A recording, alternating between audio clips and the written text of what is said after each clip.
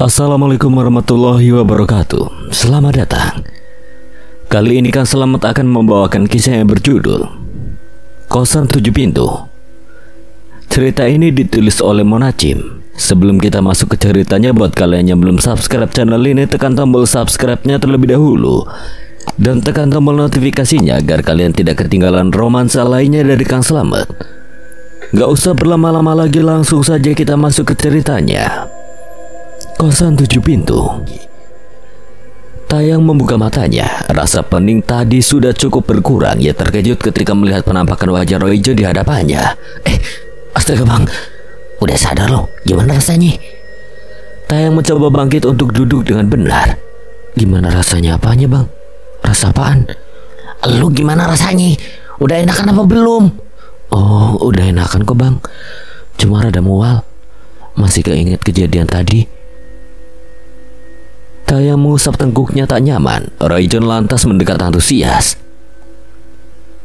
Lu tadi berhasil buka lemari dan lihat petinya? Ada apa di dalam? Berhasil bang. Ya, di dalam peti itu ada selimut yang menggumpal. Saya pikir itu selimut yang digunakan Bang Zeron untuk membungkus jasad Dahlia. Seriusan lo? Jadi benar Zeron pembunuhnya? Wah, kita kudu laporin ke polisi nih. Harus segera pokoknya. Belum tuntas bang. Kita belum tahu di dalamnya emang ada mayat atau enggak. Soalnya kalau kita langsung lapor aja, kita nggak bakal ada bukti kuat. Bisa aja Bang Zeron lebih pintar dari kita. Lo meragukan kepintaran gue yang? Ya bukan gitu juga bang. Tapi nyatanya emang gitu. Coba aja saya nggak pingsan tadi. Mungkin bisa lanjut buka petinya. Terus kenapa lo nggak buka? Ditahan gitu loh mau pingsannya. Kalau aja abang yang lihat pasti bakal mual, apalagi cium baunya. Tapi yang buat saya pingsan itu Dahlia bang. Sesekali Tayang memperhatikan sekeliling. Kalau Dahlia muncul lagi di hadapannya. Hah? Dahlia? Hantunya maksud lu? Iya, kalau bukan gak mungkin dia bisa tiba-tiba ada di kamar itu dan mukanya pucat banget. Persis kayak mayat hidup. Bukan mayat hidup itu mah, mayat mati. Ini menegaskan kalau si Dahlia emang udah meninggoy. Makanya dia jadi hantu. Terus dia cuma nongol gitu tanpa ngomong, jadi tipi-tipi gitu. Dia bilang makasih dan maaf udah ganggu saya. Terus katanya minta tolong cek rumah Bang Zeron. Buset, itu mah sama aja dia mau minta temenin di alam baka bersama woi. Yon Cabe melihat Tayang sedang berdiri di bawah pohon sambil menyapu daun kering. Bukan kegiatan itu yang menarik perhatian Yon, melainkan arah lirikan Tayang yang selalu tertuju pada rumah hitam. Tayang kembali memfokuskan pandangannya pada dedaunan keringnya ia sapu sesekali melihat Zeron yang keluar dari rumahnya. Sekilas Tayang melihat seorang gadis yang tampak berbicara dengan Zeron di depan pintu. Bukannya Bang Zeron anak tunggal ya? Sedetik kemudian Tayang terlonjak kaget oleh suara seseorang yang baru saja menghampirinya. Yon Cabe. Lihat apaan lu? Astaga, Bang Cabe. Saya lagi nyapu bang. Hari panas gini banyak daun yang gugur. Yon menatap Tayang curiga sambil memiringkan sedikit kepalanya. Lu liatin Zeron kan? Ada maksud apa lu? Hah? Enggak kok bang. Saya cuma nggak sengaja lihat tadi. Jangan nekat hanya karena rasa haus akan penasaran aja. Lo nggak tahu akibat apa yang lo dapat kalau sudah lancang. Jangan sampai lo udah nggak ada sebelum ngerasain wisuda. Tayang kaget mendengar tutur kata Yon yang kini telah berjalan menjauh darinya. Tayang merasa badannya mendadak panas dingin karena terkejut. Kenapa selalu ada yang membuat saya ragu lagi? Tayang gelisah dalam tidurnya. Ke kiri ataupun ke kanan itu sama saja. Tayang merasa kalau dirinya tak karuan. Rasa tak tenang, kesal, sedih, penasaran dan juga takut. Tayang bangkit dari tidurnya dengan hala napas lelah. Gak bisa. Saya gak bisa diam terus. Di sini saya yang dihantui, jadi wajar kalau saya ingin menuntaskannya. Ia lalu beranjak dari kasur. Tayang keluar kamar dengan hoodie hitam yang menutup tubuh atasnya. Juga masker hitam yang menyisakan mata untuk menelisik waspada sekitar. Lampu kosan sudah dimatikan sebab sekarang waktu menunjukkan pukul 1:32. Langkah tanpa suara itu berhenti di depan pintu utama. Gerakan membuka pintu secara perlahan itu sukses tanpa membangunkan yang lainnya. Angin malam yang sejuk menerpa Tayang seketika membuatnya merinding. Beberapa kali ia menengguk ludah, namun tetap tak mengurangi rasa gugupnya saat ini. Rumah hitam itu tampak 2 kali lebih menyeramkan jika pada malam hari seperti ini. Namun sekali lagi hal itu tidak membuat langkah Tayang mundur untuk menghampiri rumah yang menjadi segala tanda tanyanya. Tayang melangkah menuju samping rumah, di mana untuk pertama kalinya ia mengintip rumah hitam itu. Namun sialnya, Zeron sudah merapikan penutup jendela dengan sangat apik sehingga tidak menyisakan sedikit pun celah untuk mengintip. Sial, kenapa jadi nggak bisa ngintip pas sudah berani kesini? Tayang kemudian teringat perihal perkataan ayahnya yang melihat rumah Zeron dengan jelas saat di atas pohon mangga. Tayang mengangguk pasti berjalan perlahan menuju bagian belakang rumah Zeron yang diberi pagar cukup tinggi itu. Mau tak mau Tayang harus memanjat pagar besi itu. Lutut Tayang bergetar saat sudah sampai di atas pagar. Hampir saja ia terpeleset dan terjatuh. Enggak, saya harus kuat, ini sudah setengah jalan. Tayang meyakinkan dirinya. Suara samar itu menandakan Tayang sudah berhasil berada di dalam area halaman belakang rumah Zeron. Tanpa membuang waktu, Tayang mengendap untuk masuk lebih jauh. Tayang sampai di bagian belakang rumah. Langkah pendeknya berhenti pada sebuah jendela kecil. Hah? Tertutup rapat pula. Saat Tayang mulai frustasi, ia melihat sebuah pohon di halaman belakang itu. Langsung saja Tayang menghampiri dan memanjat perlahan pohon itu. Tayang menelisik. Tak ada yang bisa ia lihat dengan jelas. Hari sudah tengah malam, mungkin menjadi salah satu alasan mengapa Zeron mematikan lampu di sana. Menyisakan satu lampu redup yang menggantung memberikan cahaya remang. Salah satu yang menjadi pusat perhatian Tayang adalah beberapa baju wanita yang digantung dengan kastuk. Gak mungkin Bu Sayang pakai baju seksi kayak gitu. Sebuah pemandangannya membuat Tayang membeku di atas pohon. Tayang bahkan mengucek matanya beberapa kali untuk memfokuskan netra yang ia anggap sedang berhalusinasi. Namun nyatanya itu nyata. Tayang melihat sosok Dahlia yang berdiri di bagian belakang rumah Zeron. Terlihat Dahlia melambaikan tangannya, lalu berbalik masuk menembus pintu yang tertutup. Astaga, itu Dahlia memang udah gak ada. Tayang keringat dingin. Tayang mencoba tenang lalu turun dari pohon. Tayang kembali melangkah mendekati pintu belakang. Tampak tangan kanannya meramas rambutnya sendiri, berpikir bagaimana caranya membuka pintu tersebut. Sebuah keberuntungan, tangan kiri Tayang tak sengaja meraba sesuatu dari saku hoodie-nya. Pencabut bulu. Tayang menyeringai. Ia mulai mengarahkan benda itu ke lubang kunci pintu. Berkat keahlian Royjon yang mengajarinya, akhirnya pintu berhasil dibuka, walau telapak tangannya memerah dan sedikit lecet. Dengan amat perlahan Tayang masuk ke dalam rumah bagian belakang itu. Rupanya tempat dengan langit-langit terbuka tersebut adalah bagian pemandian atau tempat jemur pakaian. Tayang kembali menelisik dalam kegelapan, tempat yang kotor dan terdapat banyak sekali pakaian wanita, entah bergantung atau sekedar bertumpuk dalam keranjang cuci. Tayang berjalan perlahan menghampiri sebuah pintu yang menghubungkan tempat itu dengan bagian inti rumah Zeron. Rasa ragu dan gugup menjadi satu. Tayang mengintip dari lubang kunci. Seperti sebuah peluang yang kebetulan, Tayang menghela napas lega melihat tidak ada kunci yang menancap dari dalam, memudahkannya untuk menelisik. Kondisi rumah yang gelap menyapa penglihatan Tayang. Namun Tayang tidak mendapati ada orang yang terjaga. Maka dengan gerakan amat hati-hati Tayang memutar knob pintu sambil berharap pintu tak terkunci. Tepat sekali, Tayang mendorong perlahan pintu itu, menyelipkan badannya masuk ke dalam dengan pandangan yang sangat waspada. Ada seberkas cahaya menerangi rumah yang berasal dari sebuah kamar. Tayang terkejut ia melihat kucing hitam bergelanjut di depan sebuah pintu kamar. Sekelebat ingatan Tayang terlempar pada saat pertama kali ia melihat bagian dalam rumah Zeron.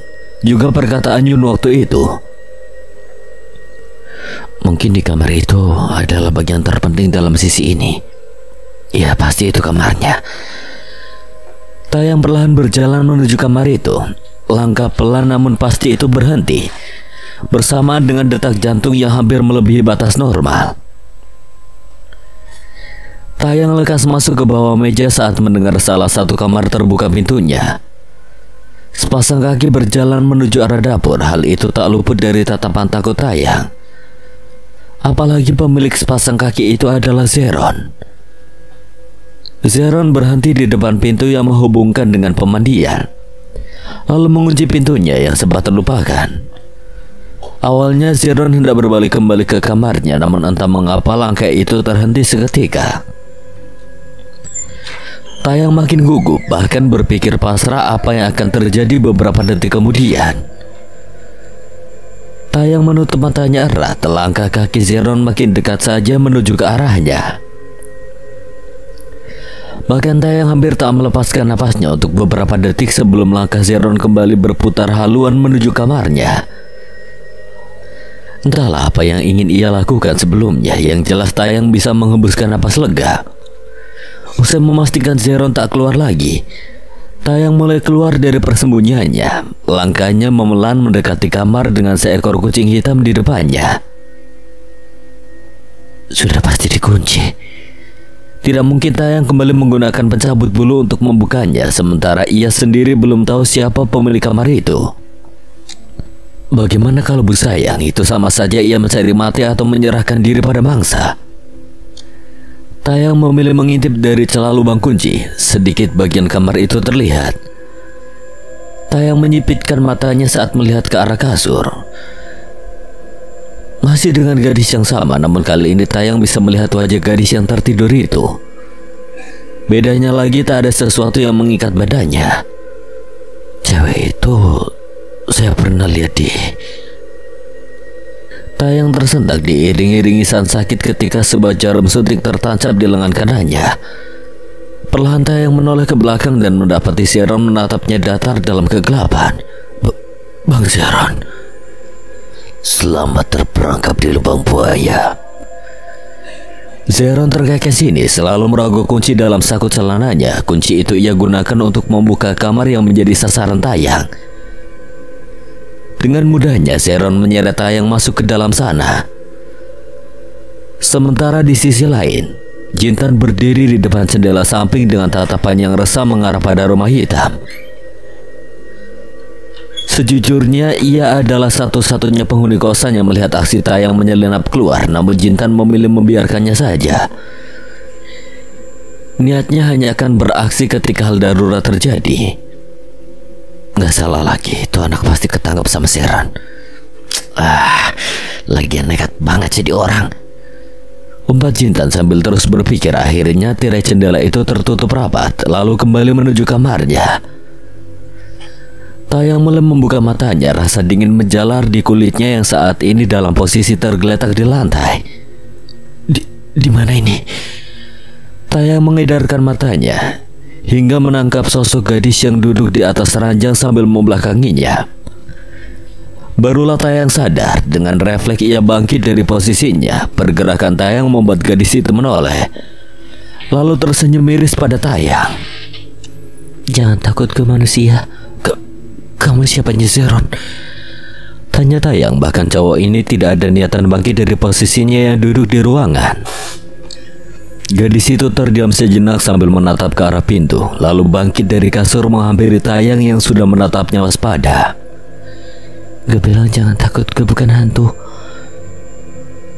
Walau dengan nada yang datar, gadis itu sekarang mendudukkan dirinya di hadapan Tayang dengan posisi bersila. Turut berduka atas masuknya lo ke rumah ini. Hah? Berduka kenapa? Saya belum mati. Sekarang memang belum, tapi gak akan ada yang tahu di menit selanjutnya. Tayang menengguk ludahnya kasar. Mendadak jantungnya memompa cepat, bahkan badannya sudah terasa tak enak. Kamu jangan nakutin saya orang baik, gak ada niat buat maling atau ingin tahu rahasia Zeron. Itu sama saja lo milih mati. Kayaknya lo penghuni baru kosan itu. Nyali lo hebat juga. Gue akuin sekali lagi. BTW nama gue Isabella. Gue adalah pacar Roy Jun. Apa lo tahu? Tayang terkejut bukan main. Bahkan tatapannya masih terbilang tak percaya. Bukannya kata Bang Jun kamu udah pergi pas dia lagi beres-beres kamar barunya? Itu yang ada di pikiran Jun waktu itu. Nyatanya gue belum pulang, tapi dibawa oleh Zeron ke dalam rumahnya hingga gue terperangkap di sini.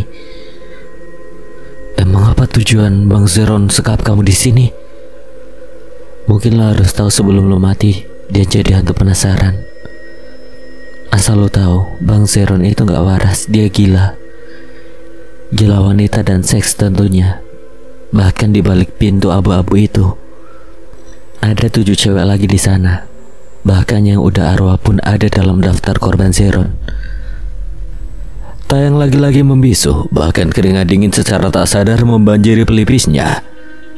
Ungkapan Isabella tadi sungguh membuatnya ingin pingsan kembali. Bella kembali bangkit dari duduknya, lalu berjalan menghampiri kasur kembali dan merebahkan diri. Sementara Tayang masih duduk dengan rasa gelisah.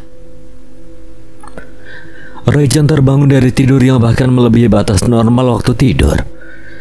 Akibatnya rasa pening menderah kepalanya seketika. Astaga, kepala gue lagi dugem nih. Royjon melihat ke arah jam, sudah pukul 7:02. Itu berarti ia tidur lebih lama dari biasanya. Berniat mandi namun perut tak mengizinkannya. Jelas terdengar suara gaib tanda lapar itu.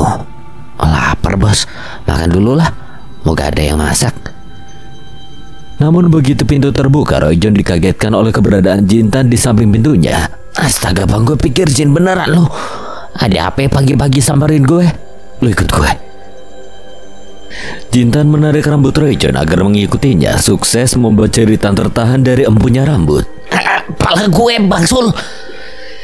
Jintan dan Royjon sekarang berada di balik pohon tak jauh dari rumah Zeron. Ngapain sih kesini? Mau main tak umpet atau bikin film dia? Diam bisa nggak lo? Lo juga ikut awasi rumah Zeron? Hah? Ngapain rumah diawasin? Denger ya bang, gue lapar banget dan gue pacar lo ada dalam sana. Saut Jintan datar tanpa mengalihkan pandangannya pada rumah Zeron, sementara Royjon menatap tak mengerti. Maksud lo apaan bang? Setahun belakangan ini gue udah jomblo. Ayang Ibel udah gak bisa gue hubungi semenjak gue kabur dari rumah dan jadi miskin gini. Jintan menatap Royjon dengan tatapan tak santai. Lo gak akan pernah tahu kalau belum diberitahukan.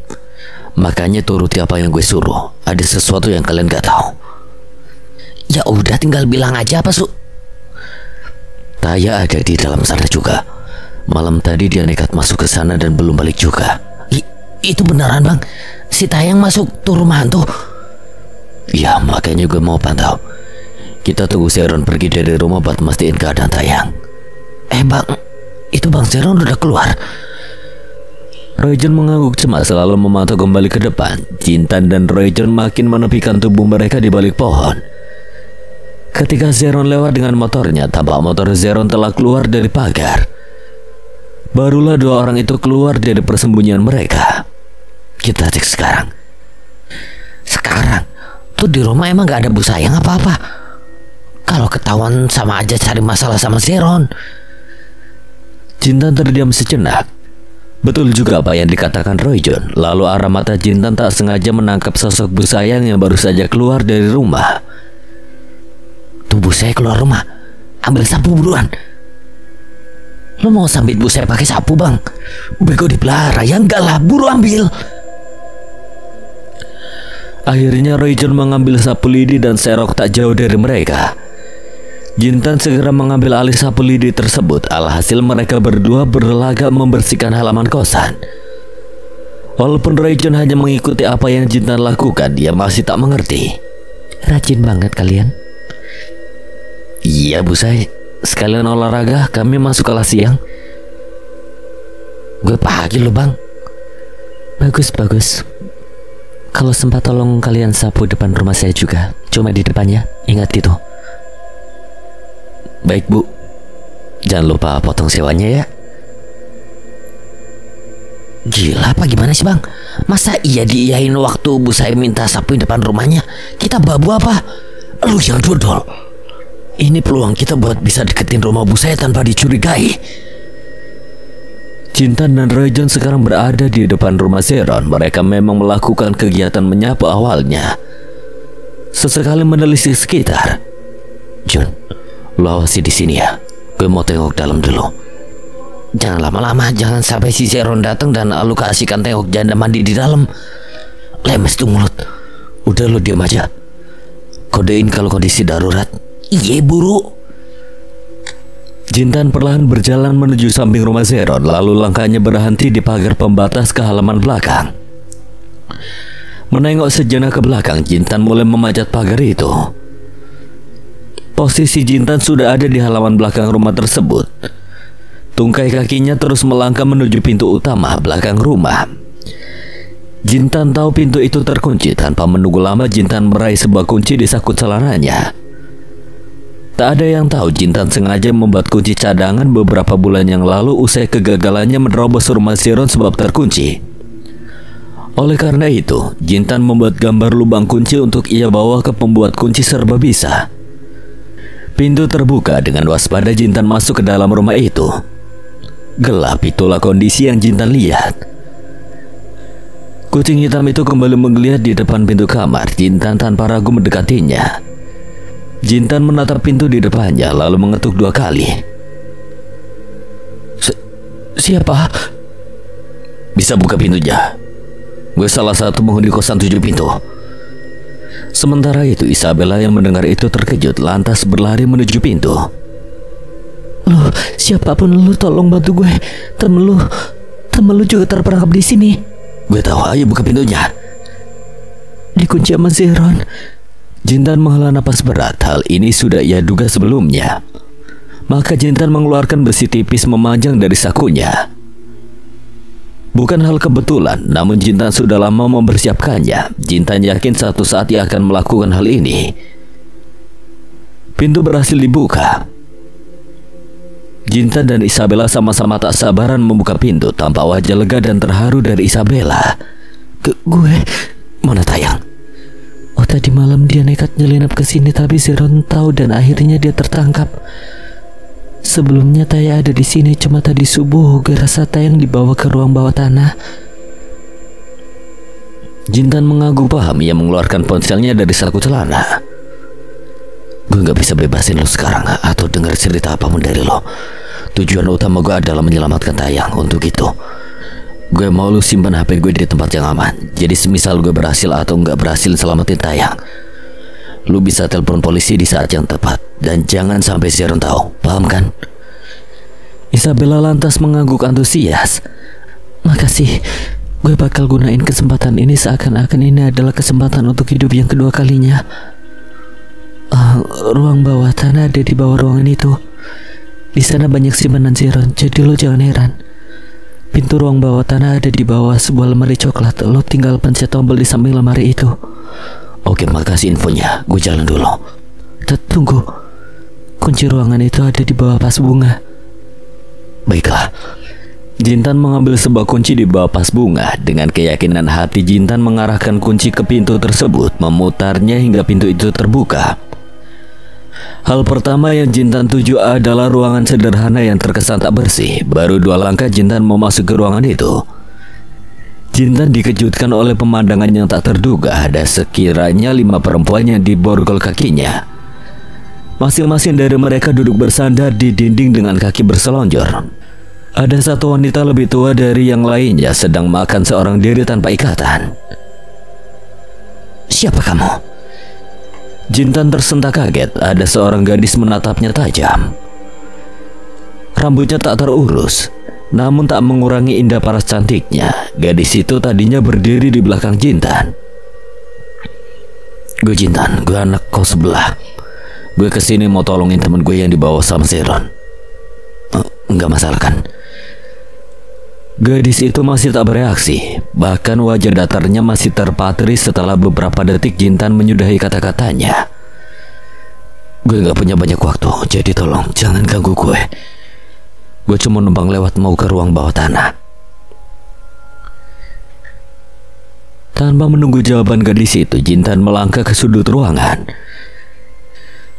Jintan meraba lemari coklat yang ada di sana, lalu berpindah menyentuh sebuah tombol menyerupai warna lemari itu pula. Otomatis dengan teratur lemari itu berpindah. Tampaklah pintu masuk ruang bawah tanah, yang mana penghubungnya adalah sebuah tangga mengarah semakin ke bawah. Jintan meneguk salvinanya kasar, rasa takut tiba-tiba saja menghantuinya.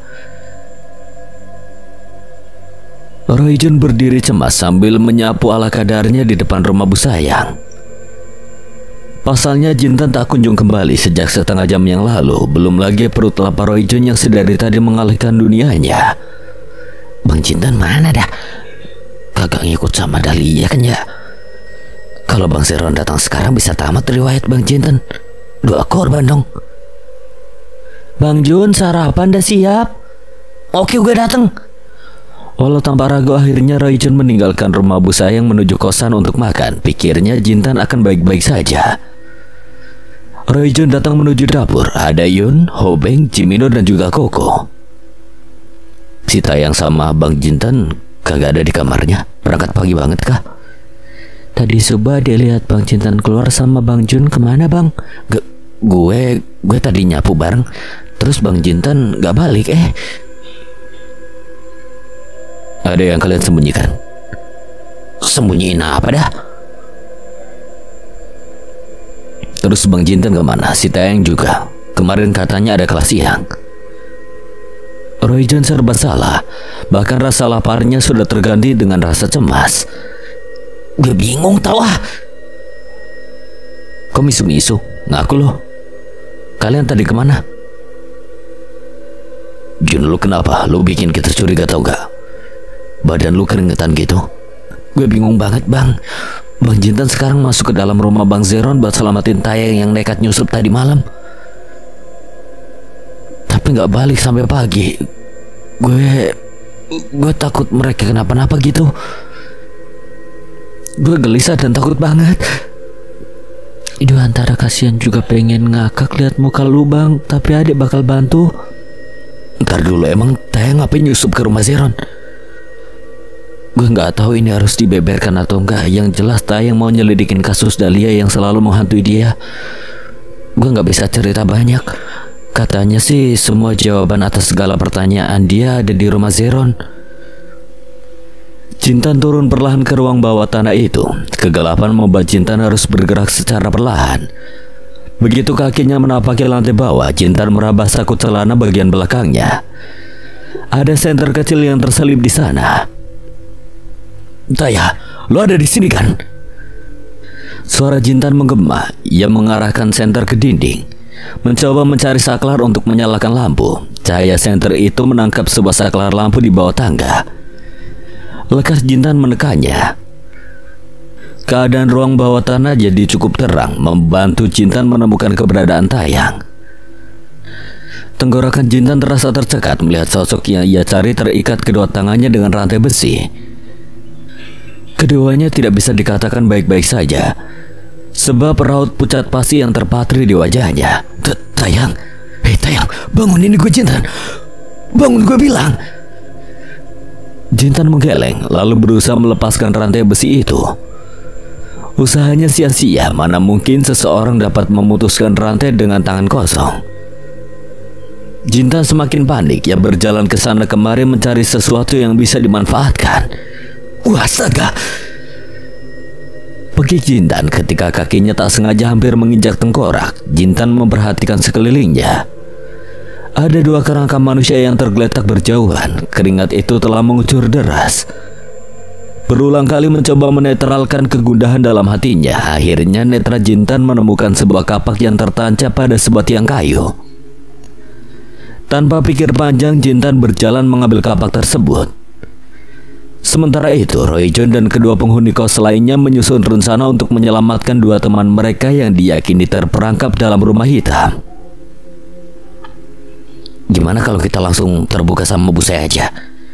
Kita tanya tentang keberadaan Tayang di dalam sana. Gak mungkin Bu Saya nggak tahu. Secara Bu Saya juga tinggal di sana. Lu pikir bosnya bakal kasih tahu kita gitu? Yang ada kita ditendang keluar dari kosan dia. Gue nggak siap jadi gelandangan sebelum dapat kosan baru. Lah terus gimana? Apa kalian punya saran lain? Sebelumnya gue nggak nyangka masalah ini bakal sejauh seperti sekarang. Kalau gini ceritanya, mending langsung diberantas aja sekalian. Lu mau tanya langsung kayak gitu? Yakin bakal terjadi sesuatu apa yang lo inginkan? Kita nggak tahu kebenaran yang tersembunyi, jangan gegabah. Ya gue cuma kasih saran sebagai bentuk kepedulian gue. Sisanya kalian mikir lagi lah. Biar adek yang kesana. Apa maksud lo? Bocil, lu pikir ini drama apaan? Ini masalah serius. Lu kesana mau ngapain? Ketuk pintu berharap ada yang buka dan lu minta tayang sama Bang Jinten dibebasin. Kalau nggak dicoba mana tahu, setidaknya ini usaha adek yang bisa dilakukan. Sisanya kalau adek gagal kalian yang lanjutin. Koko beranjak dari meja makan. Perundingan 3 serangkai ini terjadi di ruang makan tanpa Yon dan Hobeng. Lalu di mana 2 orang itu? Hobeng mengetuk pintu kamar Yon Cabe. Tak lama pintu terbuka, menampilkan sosok Yon dengan wajah datarnya. Ada apa? Mau ngomong bentar. Sekarang mereka berdua ada di halaman belakang. Yon duduk di kursi panjang sementara Hobeng berdiri membelakanginya. Cepetan ngomong, gue ngantuk mau tidur. Ngantuk lu bilang? Dengar gak apa kata Jun tadi? Bahkan mereka sekarang kalang kabut mencari Tayang dan Bang Jinten sekarang. Mau lo apa? Emang lu sendiri bergerak mau cari mereka? Asal lo tahu kita sama. Gue bukannya gak mau bergerak, cuma gue belum paham inti permasalahan. Gue selalu berusaha menghindari masalah supaya gue selamat sesuai apa yang orang tua gue harapkan. Gak usah munafik, bawa-bawa orang tua. Ceritanya beda, lo apatis banget sampai buta dan tuli pada masalah teman. Sementara mereka butuh bantuan. Lo hanya perlu akui kalau lo sama kayak gue. Gue bakal bantu, bukan sekarang tapi kemudian.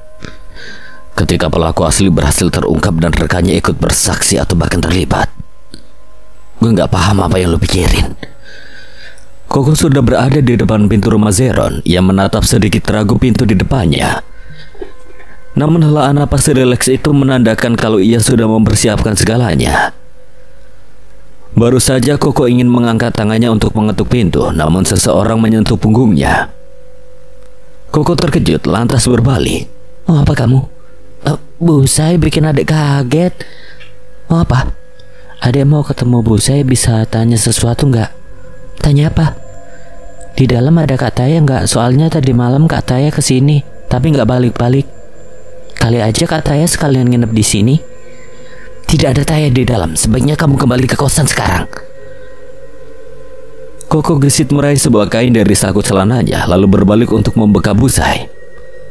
Tepat sekali, Koko melakukan hal itu dengan apik. Busai yang meronta-ronta ingin dilepaskan, namun Koko lebih erat membekapnya hingga tubuh Busai lunglai dan tak sadarkan diri. Koko menatap sekitar gugup. Tangannya meraih dompet hitam milik Busai. Kunci adalah incarannya dalam dompet itu. Lekas Koko membuka pintu, tak lupa menyeret Busai yang ke dalam rumah dan menutupnya rapat.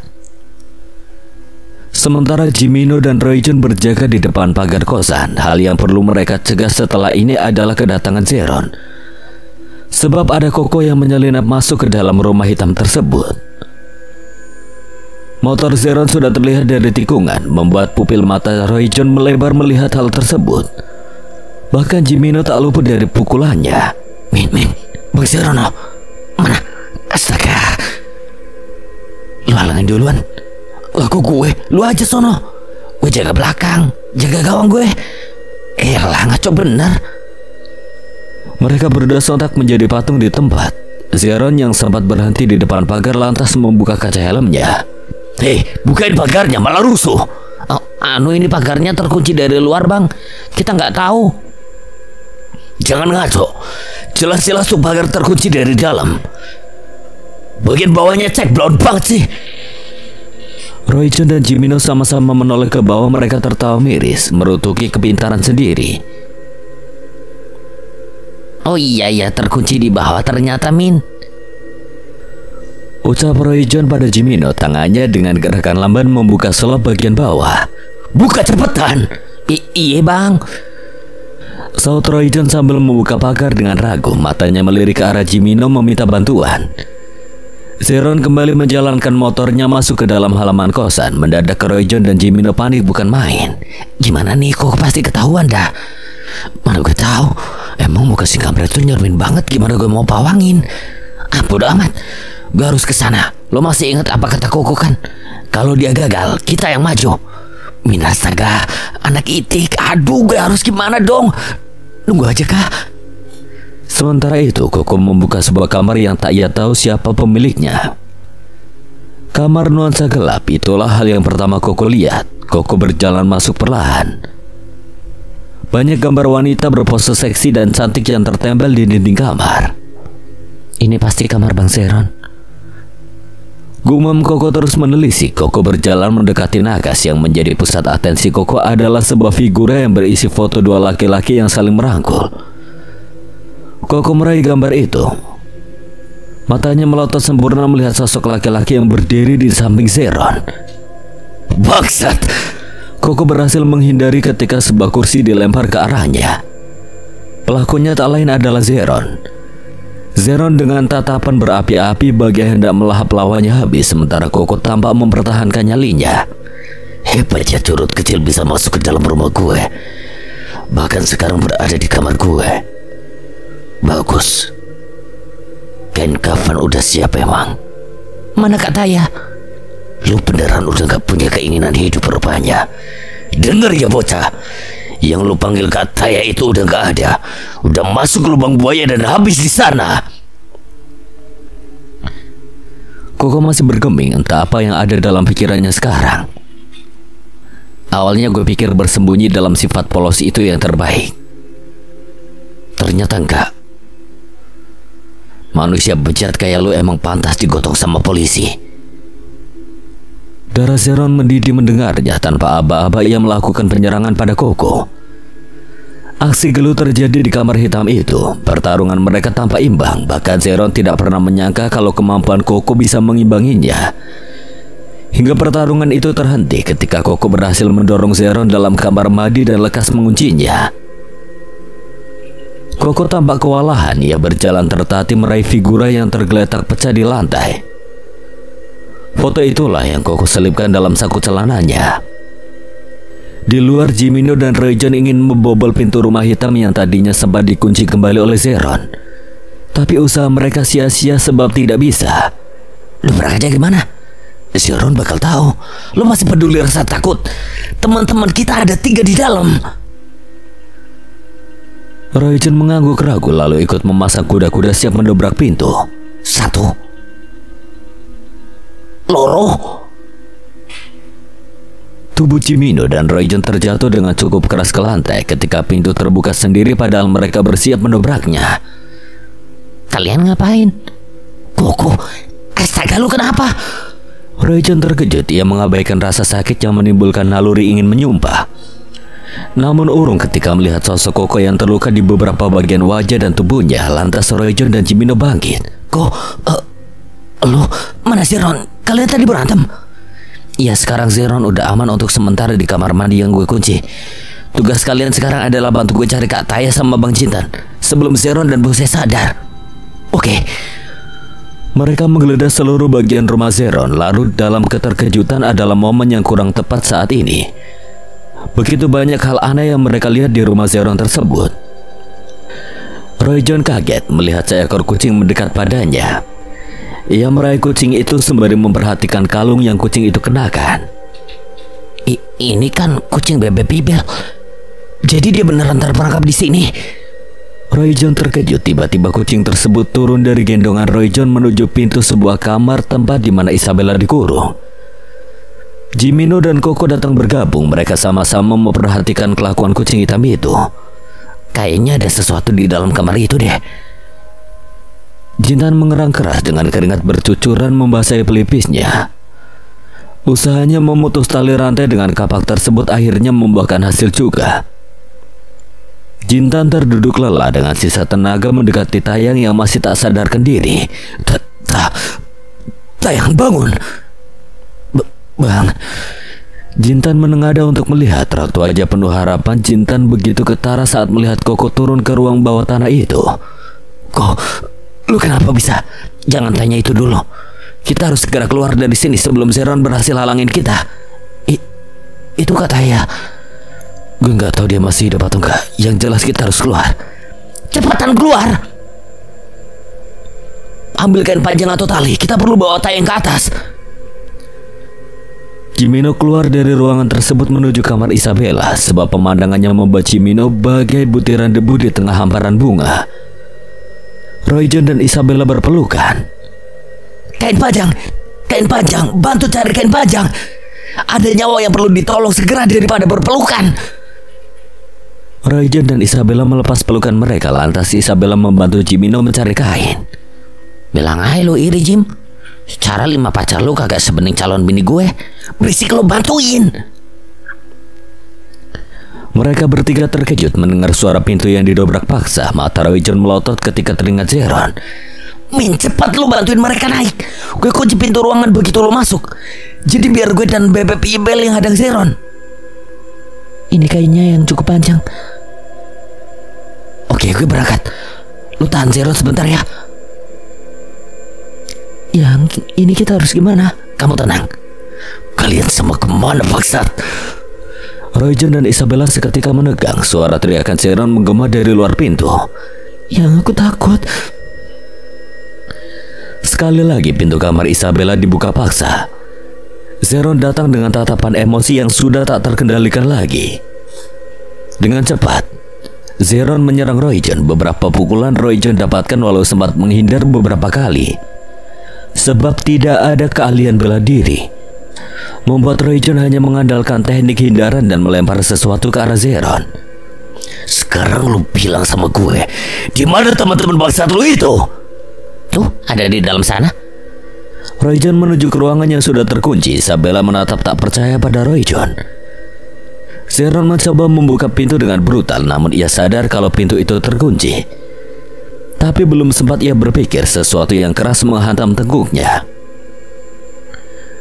Royjon adalah pelakunya. Ia melepaskan sisa kayu kursi yang patah akibat menghantam badan Zeron. Lu dasar kurang ajar. Lu yang kurang dasemin. Sekarang lu mau apa? Kejahatan lu udah terbongkar semuanya. Enak ya nyekap cewek gue di rumah sendiri tanpa sedikit pun gue tahu. Yang pantas disebut bangsat itu lu Zeron. Lu berani sama gue? Aksi perkelahian makin berlanjut. Bahkan Isabella sudah tidak sanggup melihat hal itu, memilih melarikan diri segera.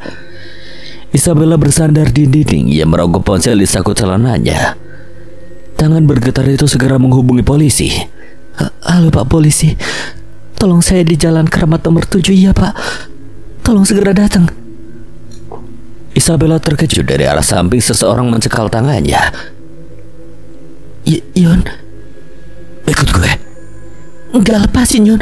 Gue udah tahu semuanya Yon. Loh. Isabella memenggik ketika Yon membenturkan kepalanya dengan keras ke dinding. Rasa pening tiba-tiba saja menjalar. Lelehan kental terasa mengalir pelan di pelipis Isabella. Detik berikutnya tubuh Isabella ambruk. Yon memperhatikan sekitar lalu segera melarikan diri dari sana. Tanpa ada yang tahu, Obeng berdiri di balik tirai merekam semuanya. Kejahatan terbuka sama yang tertutup itu sama, Yon. Sementara itu Jintan dan Koko berhasil naik ke pintu atas bersama Tayang berada di punggung Jintan. Mereka berdua terlihat kelelahan. Dengan cepat Jimino melepaskan ikatan yang melekat di tubuh Tayang dan Jintan. Terus ini gimana? Di luar Jun sama Zeron pasti lagi berkelahi. Gue capek banget. Biar gue yang keluar bantu Bang Jun. Lu berdua di sini dulu sama Tayang ya. Belum sempat Jimino berjalan ke arah pintu tersebut sudah terbuka dengan sangat keras. Zeron yang melakukannya. Dengan baju yang tak berbentuk dan wajah yang berantakan dengan luka, Zeron terkekeh sinis menatap mereka berempat. Bagus ya. Ya, kalian berhasil usik kesenangan gue dan kalian semua. Kalian pasti senang bakal bebas dari sini, tapi kalian gak bisa tenang. Rekaman kalian melayani gue ada dalam genggaman gue. Zeron memang sudah gila. Hal tersebut membuat Jimino naik darah dan melayangkan tendangan kuat padanya. Lagi dan lagi pertarungan itu tak ada berhenti. Bahkan Zeron masih bisa melayangkan pukulan pada Jimino, namun pada akhirnya Zeron tersungkur oleh sebuah pukulan yang mengenai belikatnya. Pelakunya adalah Hobeng yang menatap Zeron menerawang sambil memegang sebuah balok kayu. Kenapa baru datang ah? Di mana aja lo? Lu pikir ini saat yang tepat buat tanya kenapa? Jintan dan Koko segera membawa Taeyang keluar ruangan itu. Mereka mendekati Roychon yang baru sadar setelah tergeletak di lantai dengan wajah penuh luka. Jun, lu gak apa-apa? Gue denger Ibel teriak dari luar. Kita cek sekarang. Mereka semua keluar dari kamar itu. Roychon kaget bukan main ketika mendapati sosok Isabella yang pingsan dengan kepala terluka. Astaga, Ibel! Bel, bangun Bel! Jun, bawa sekalian ke rumah sakit juga. Sirine polisi berbunyi cukup membuat mereka terkejut akan hal itu. Siapa yang hubungin polisi? Isabella yang telepon. Oke, tolong kalian bawa Kak Taya sama Ibel ke rumah sakit. Gue tinggal di sini buat cari tahu sesuatu. Ngapain? Cari tersangka. Polisi berdatangan membawa Zeron yang penuh dengan lebam. Meski begitu, Zeron masih melakukan perlawanan. Namun pasrah ketika polisi menyeretnya keluar dari dalam rumah. Zeron berhenti ketika berpapasan dengan Koko. Sorot mata tajamnya menusuk netra kembar Koko saat itu. Lu mau tahu kan maksud foto yang ada di figura itu? Dia termasuk dalang dari kejadian yang ada. Setidaknya musuh dalam selimut kalian itu juga terlibat dalam kasus gue. Koko merogoh foto yang ia simpan, memandangnya sebentar lalu memasukkannya kembali. Pak, tolong bawa wanita yang ada di kamar nomor 2. Dia mungkin ikut terlibat juga. Koko bergegas keluar rumah, berlari menuju kosan dan masuk ke dalamnya. Koko terus melangkah tergesa sampai ia berdiri di depan kamar Yon Cabe. Perlahan Koko membuka pintu yang ternyata tak dikunci. Tumben sekali. Tampak Yon Cabe duduk di bawah sambil bersandar di sisi kasur. Kamar itu gelap. Sebab tirai sengaja ditutup rapat. Koko berjalan mendekat lalu melempar pelan foto yang ia dapatkan dari kamar Zeron. Jelasin.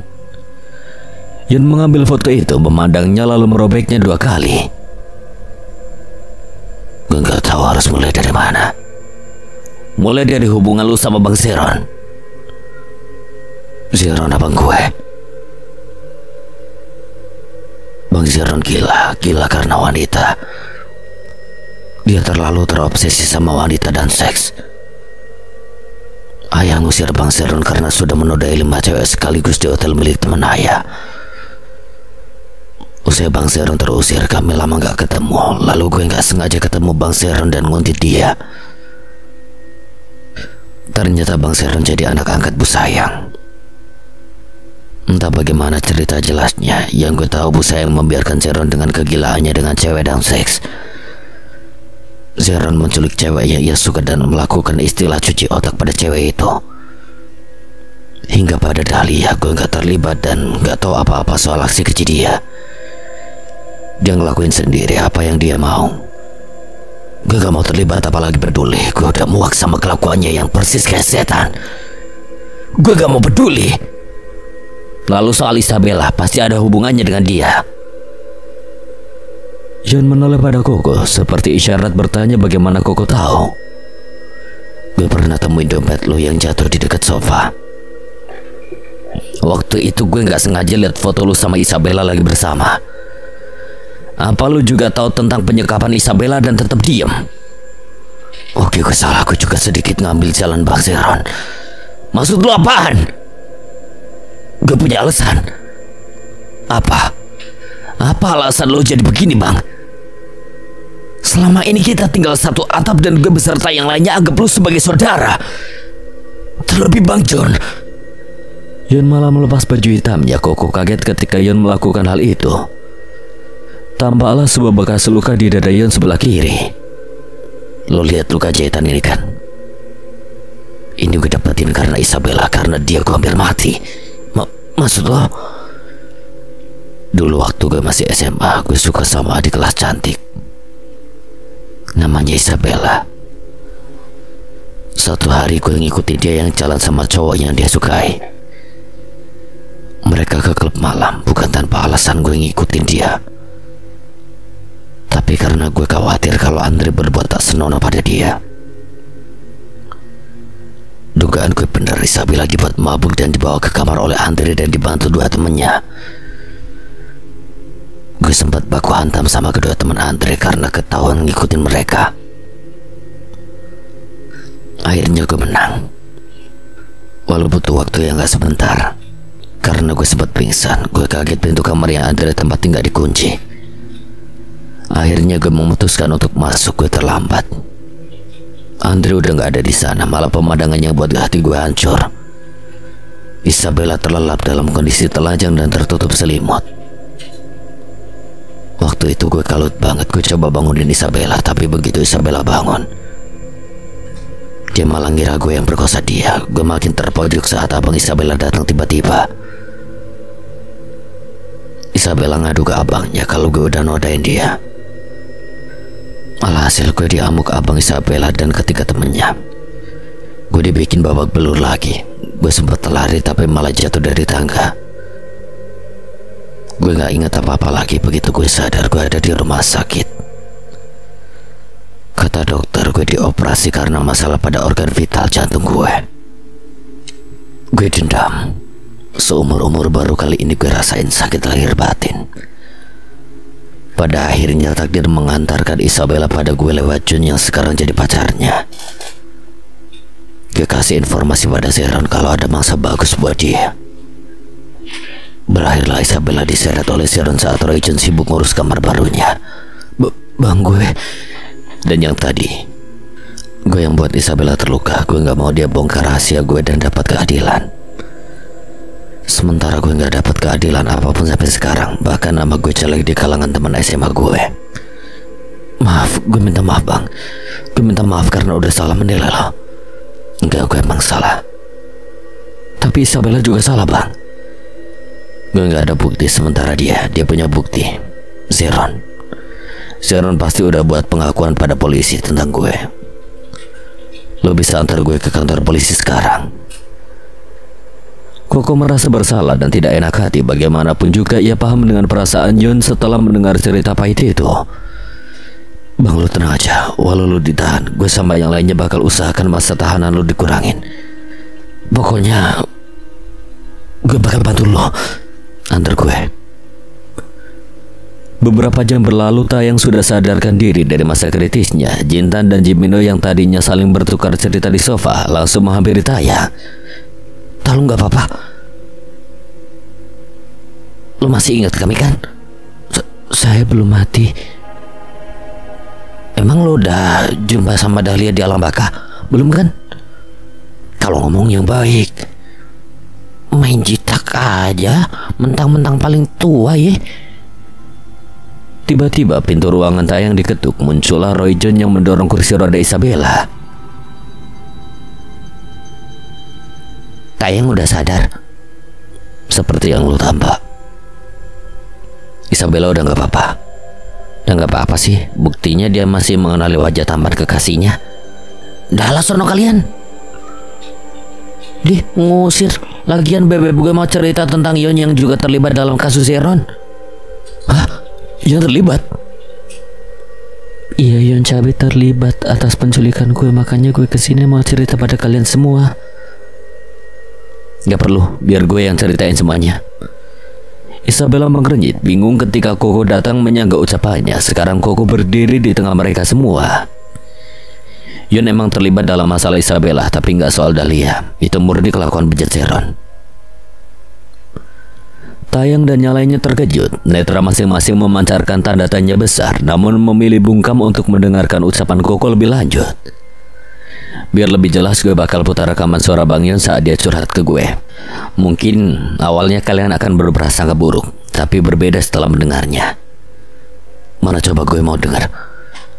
Koko pun mulai memperdengarkan suara Yon yang sengaja ia rekam saat masuk ke dalam kamar Yon Cabe.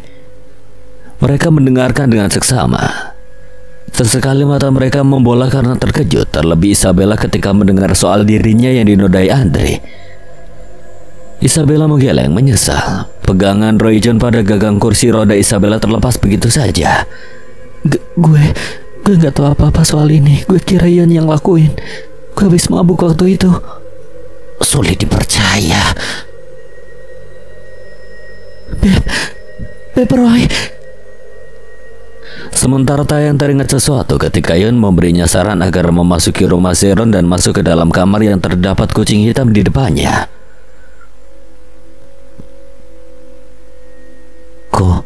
Kalau Bang Yon yang buat Isabella disekap sama Bang Zeron, kenapa waktu itu Bang Yon nyuruh saya buat masuk ke dalam rumah Bang Zeron buat selamatin seorang gadis yang ternyata Isabella? Itu karena Bang Yon menyesal. Dia sadar kalau dendam gak ada gunanya. Juga dia merasa bersalah sama Bang Jun. Bagaimanapun juga kita satu kosan, paling gak hitungan bulan hidup sama-sama. Tapi Bang Yon ragu buat paksa Zeron bebasin Isabella, karena Bang Zeron pasti bilang ke orang-orang kalau Bang Yon yang nyuruh dia culik Isabella. Lalu soal Dahlia, apa polisi gak buka gudang di kosan? Masalahnya, rumah yang dibuat pembatas polisi cuma berumah Busai, kosan kagak deh.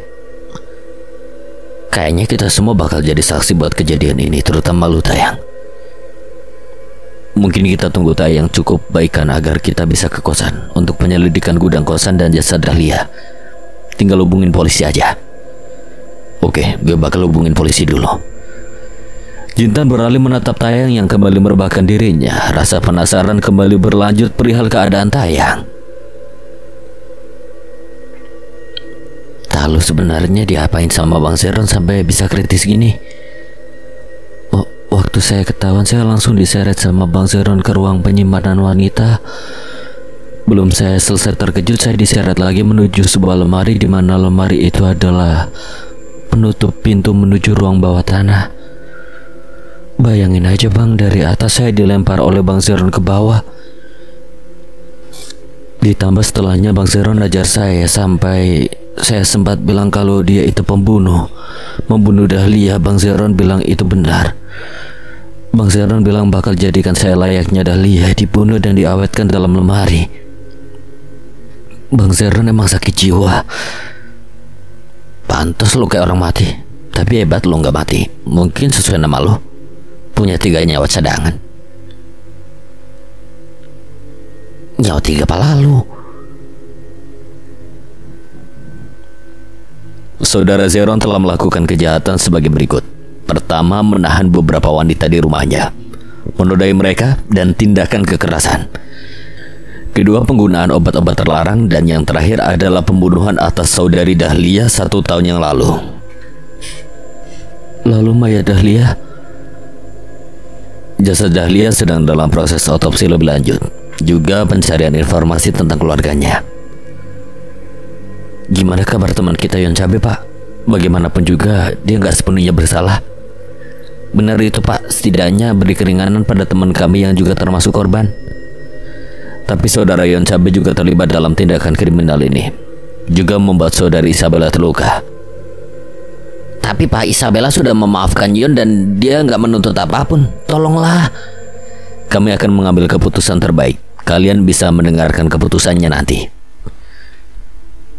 Petrikor menguar di daerah pemakaman. Taeyang beserta teman-teman satu kosan ikut menghadiri pemakaman Dahlia. Akhirnya semua terungkap dan teror Dahlia sudah berakhir. Saya nggak pernah nyangka akan mengungkap hal besar ini. Tapi kasihan Yon Cabe malah kena. Jimino Taeyang mengaku setuju. Koko baru menyadari keberadaan Hobeng yang tidak terlihat sedari awal pemakaman. Koko mengedarkan pandangannya, netranya menangkap sosok Hobeng yang berdiri di bawah pohon tak jauh dari mereka. Itu Bang Hobeng kenapa malah diam di situ, gak gabung sama kita? Taeyang menoleh, begitu pun dengan yang lainnya. Hobeng yang menyadari itu lantas bergegas pergi. Raijun lekas mengejar, jadi susul yang lainnya juga. Beng, tunggu! Raijun berhasil menahan pundak Hobeng yang membelakanginya.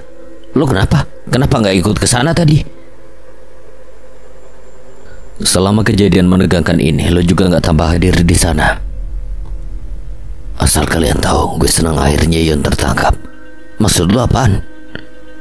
Hobeng berdecil lalu mengalihkan atensi ke arah samping, di mana makam Dahlia terlihat jelas di sana.